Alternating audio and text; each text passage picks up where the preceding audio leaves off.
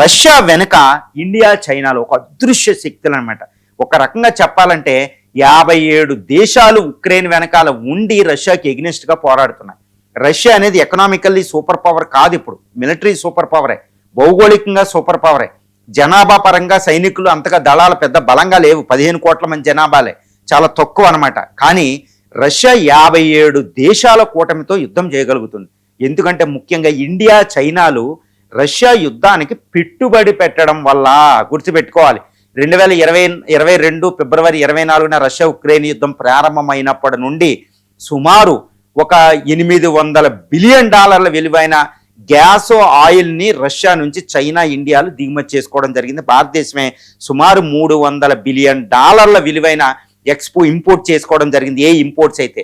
అదేవిధంగా చైనా అయితే ఒక 700-800 బిలియన్ దిగుమతి చేసుకుంది. అంటే సుమారు 8 నుంచి 900 బిలియన్ మనం రష్యాకి ఇవ్వడం వల్ల ఆ డబ్బులతోనే రష్యా యుద్ధం చేయగలుగుతుంది. గుర్తుపెట్టుకోవాలి. ఇక చైనా అయితే ఆయుధాల సరఫరా కూడా చేసింది, తర్వాత ఇరాన్ కూడా ఆయుధ సరఫరా చేసింది. అంటే రష్యా వెనకాల ఇండియా చైనాలు ఉన్నాయి. దీని అర్థం ఏంటంటేనండి, రష్యాని ఓడిపోనివ్వవు.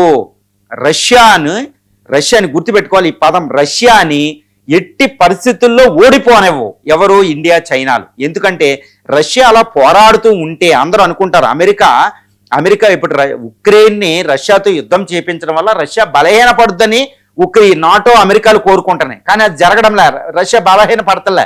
ఎందుకంటే రష్యా కొట్టేస్తే, అమెరికా నాటోలు రష్యాను కొట్టేస్తే ఇక యూరోప్ సెక్యూర్ అనుకుంటున్నారు. కానీ చైనా ఇండియాలు ఏమని తలపోస్తున్నాయి అంటే రష్యాని ఓడిపోనివ్వవు. రష్యా ఓడిపోతే వెస్ట్ మళ్ళీ పైకి వెళ్ళిపోతుంది, డాలర్ పైకి వెళ్ళిపోతుంది, మళ్ళీ ప్రపంచం వాళ్ళ ఆధిపత్యం ఉంటుంది. అందుకే ఇండియా చైనాలు ఏం చేస్తున్నాయి అంటే చాలా తెలివిగా రష్యాకి పెట్టుబడి పెట్టి, యుద్ధానికి పెట్టుబడి పెట్టి రష్యా ద్వారా అటు యూరోప్ని అమెరికాని బలహీనం చేసేసినాయి. వాళ్ళ ఆయుధాల శక్తిని మన ఈ 2 దేశాలు చూస్తున్నాయి. వాళ్ళ బలహీనతలు బయటపెట్టిన విడిపోని. కాబట్టి యూరోప్ వచ్చి ఇండియాతో ట్రేడ్ డీల్ చేసుకుంది, అమెరికా వచ్చి చైనా దగ్గరకు వచ్చి పెట్టుబడులు అడుగుతుంది.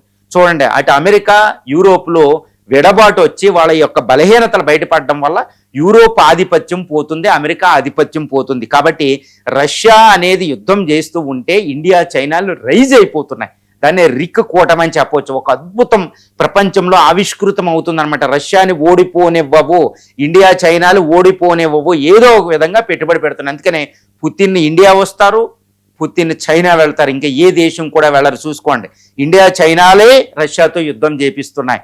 చాలా అంటే మానవ చరిత్రలో చాలా జాగ్రత్తగా ఒక అద్భుతమైన వ్యూహాన్ని ఇండియా చైనాలు విడివిడిగానైనా అక్కడ అమలు జరుపుతున్నాయని చెప్పవచ్చు. అందువల్ల రష్యా ఓడిపోవడం అసంభవంగా చెప్పవచ్చు. ఎందుకంటే గ్రోయింగ్ సూపర్ పవర్స్ ఇండియా చైనాలు దానికి పెట్టుబడి పెట్టడం, ఇది అమెరికా యూరోప్లో అర్థం చేసుకునే లోపలే అవి సర్వనాశనం అయిపోతున్నాయండి.